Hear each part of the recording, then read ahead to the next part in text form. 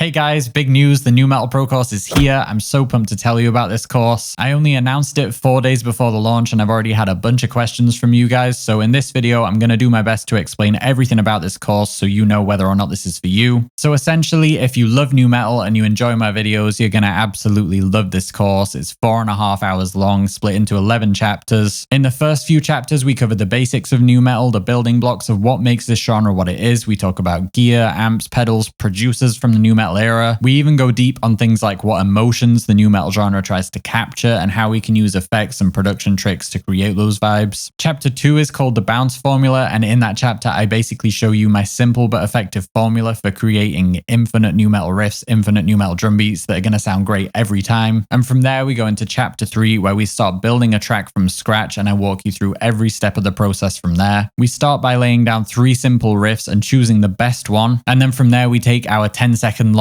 very rough demo and turn it into a polished, finished, mastered track with vocals provided by my buddy Seeth, who absolutely killed it. I show you how I build a track from the ground up, and there's no sponsors, no ads, no AI used. It's just 4.5 hours of me giving you all the best production tricks for new metal in way more depth than you'll ever see on the channel. And before we jump in and I answer a few FAQs, I want to quickly show you guys a few snippets of the track that we're actually going to be making in the course, some instrumental and some with vocals, just so you can get a general idea for some of the sounds we're going to be exploring here.